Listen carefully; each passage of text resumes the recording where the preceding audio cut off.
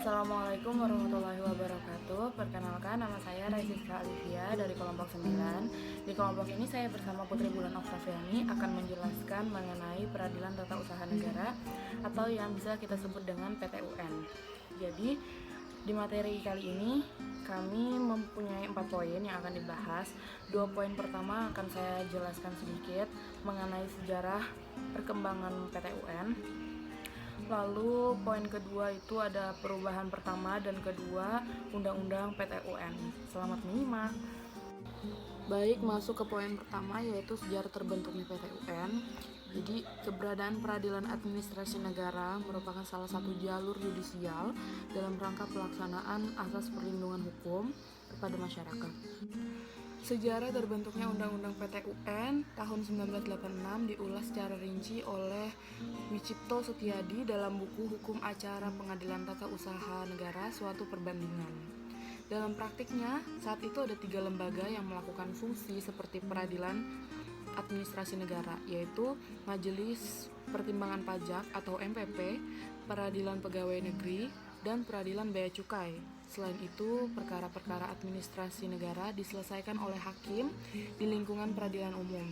Perkara yang diselesaikan berupa perbuatan penguasa yang melanggar hukum, maupun untuk memberikan kepastian hukum bagi setiap pegawai negeri.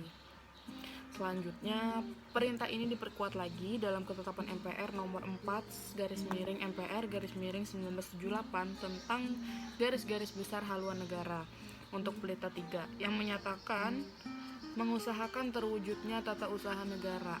Dalam ketetapan MPR nomor 2/MPR/1983 tentang GBHN untuk pelita 4. Akhirnya pada 20 Desember 1986 DPR secara aklamasi menerima rancangan undang-undang tentang peradilan tata usaha negara menjadi undang-undang. Undang-undang tersebut adalah Undang-Undang Nomor 5 Tahun 1986 tentang Peradilan Tata Usaha Negara yang diundangkan pada tanggal 29 Desember 1986 dalam Lembaran Negara Republik Indonesia tahun 1986 nomor 77. Tambahan Lembaran Negara Republik Indonesia nomor 3344. Melalui Undang-Undang Nomor 5 Tahun 1986 ini, pejabat atau badan tata usaha negara bisa digugat di Pengadilan Tata Usaha Negara apabila keputusan-keputusan yang dikeluarkannya merugikan masyarakat. Dengan lahirnya undang-undang ini, aparatur pemerintah tidak dapat lagi bertindak sewenang-wenang dan setiap kebijakan yang dikeluarkannya harus ditetapkan secara tertulis dan dapat dipertanggungjawabkan secara yuridis. Tahun 2004 terjadi perubahan undang-undang tentang kekuasaan kehakiman dari Undang-Undang Nomor 14 Tahun 1970 tentang ketentuan-ketentuan pokok kekuasaan kehakiman sebagaimana telah diubah dengan Undang-Undang Nomor 35 Tahun 1999 menjadi Undang-Undang Nomor 4 Tahun 2004 tentang kekuasaan kehakiman.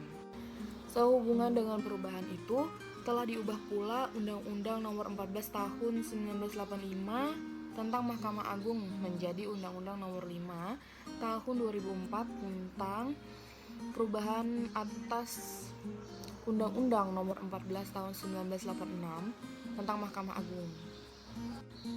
Lalu perubahan penting lainnya atas Undang-Undang Nomor 5 Tahun 1986 tentang Peradilan Tata Usaha Negara antara lain: 1. Syarat untuk menjadi hakim dalam pengadilan di lingkungan peradilan tata usaha negara.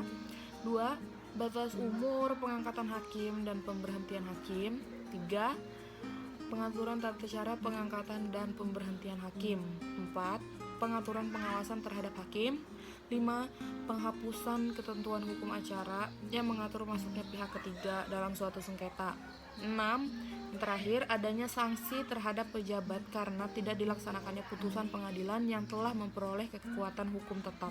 Adapun hal-hal penting yang diubah dari perubahan kedua atas Undang-Undang Nomor 5 Tahun 1986 adalah sebagai berikut. Yang pertama, penguatan pengawasan hakim, baik pengawasan internal oleh Mahkamah Agung maupun pengawasan eksternal atas perilaku hakim yang dilakukan oleh Komisi Yudisial dalam menjaga dan menegakkan kehormatan, keluhuran martabat serta perilaku hakim. Yang kedua, memperketat persyaratan pengangkatan hakim, baik hakim pada pengadilan tata usaha negara maupun pada hakim di pengadilan tinggi tata usaha negara, antara lain melalui proses seleksi hakim yang dilakukan secara transparan, akuntabel, partisipatif, serta harus melalui proses atau lulus pendidikan hakim. Yang ketiga, pengaturan mengenai pengadilan khusus dan hakim ad hoc. 4. Pengaturan mekanisme dan tata cara pengangkatan hakim. 5. Kesejahteraan hakim. 6. Transparansi putusan dan limitasi pemberian salinan putusan. Yang ketujuh, transparansi biaya perkara serta pemeriksaan pengelolaan dan pertanggungjawaban biaya perkara. 8. Bantuan hukum. Dan yang terakhir, majelis kehormatan hakim dan kewajiban hakim untuk menaati kode etik dan pedoman perilaku hakim. Baik, poin ketiga dan keempat akan dilanjutkan oleh teman saya Putri Bulan Oktaviani. Terima kasih. Terima kasih kepada Saudari Raisi Skalivia yang sudah menerangkan beberapa poin tentang pengadilan tata usaha negara. Maka selanjutnya akan masuk ke dalam hukum acara pengadilan tata usaha negara. Jadi, jika ada orang atau badan hukum perdata yang merasa dirinya keberatan atau dirugikan oleh keputusan tata usaha negara, maka dapat mengajukan gugatan tertulis dengan alasan keputusan tata usaha negara ini tidak sesuai dengan peraturan perundang-undangan atau bertentangan dengan asas pemerintahan. Nah, waktu pengajuannya itu selama 90 hari atau 3 bulan sejak diterimanya oleh badan atau pejabat keputusan tata usaha negara. Setelah itu dalam waktu 30 hari atau 1 bulan setelah dicatat dan ditentukannya perihal pelaksanaan, maka kedua belah pihak dipanggil dan waktu pemanggilannya tidak kurang dari 6 hari atau bisa juga sih kalau misalnya lebih cepat. Kemudian tidak boleh dihalangi oleh suatu apapun kecuali penggugat mengajukan permohonan penundaan karena memang masih dalam waktu pemeriksaan oleh tata usaha negara. Nah, kemudian di dalam pemeriksaan gugatan itu ada 2 cara. Pemeriksaan gugatan pertama adalah pemeriksaan dengan cara biasa, lalu ada pemeriksaan dengan cara cepat. Jadi, pemeriksaan dengan cara biasa itu sama seperti pada umumnya. Ya, dimulai dengan membacakan isi gugatan dan surat jawaban. Jadi, penggugat hanya boleh menyampaikan atau hanya boleh menerangkan alasan perubahan pada keterangannya itu hanya sampai replik. Sedangkan si tergugat dia boleh menyampaikan perubahan alasannya itu sampai duplik. Lalu yang kedua ada pemeriksaan dengan cara cepat. Nah, pemeriksaan dengan cara cepat ini bisa terjadi jika si penggugatnya ini dalam waktu yang terdesak. Nah, jadi dia akan mengajukan permohonannya itu dan dalam waktu 2 minggu atau 14 hari dia akan menerima keputusan dari ketua pengadilan apakah diterima atau tidaknya ajuannya. Nah, jika diterima ajuannya itu, maka acaranya itu juga akan diperiksa oleh hakim tunggal. Jadi hanya satu hakim saja yang memeriksanya. Nah, seperti pada setiap pengadilan atau setiap acara pengadilan pada umumnya pasti akan ada alat-alat bukti kan yang diserahkan. Jadi alat-alat buktinya sudah pasti yang pertama ada surat-surat atau tulisan yang berupa ada surat autentik atau akta autentik, akta asli, kemudian juga ada akta di bawah tangan, lalu ada surat-surat lainnya yang selain akta. Kemudian ada keterangan dari ahli, lalu ada keterangan dari saksi, kemudian juga ada kemudian juga ada pengakuan dari para pihak, dan yang terakhir ada pengetahuan para hakim. Jadi kan kita tahu ya, hakim itu mempunyai hak untuk menetapkan suatu hukum juga. Nah, lalu putusan pengadilan yang memperoleh hukum tetap dikirim paling lambat dalam waktu 2 minggu atau 14 hari. Nah, jadi setelah dalam waktu 60 hari atau 2 bulan tidak dicabut keputusan tata usaha negaranya, maka si tergugat ini akan kehilangan kekuatan hukum. Dan setelahnya itu, jika si tergugat tidak melakukan pembaharuan keputusan tata usaha negara yang baru dalam waktu 90 hari, maka si penggugat dapat mengajukan permohonan pada ketua pengadilan agar si tergugat ini melaksanakan putusan pengadilan. Kemudian masuk kepada upaya hukum pengadilan tata usaha negara. Jadi dalam upaya hukum pengadilan tata usaha negara ini saya sudah mencatat setidaknya 5 poin penting di dalamnya. Jadi yang pertama ada banding.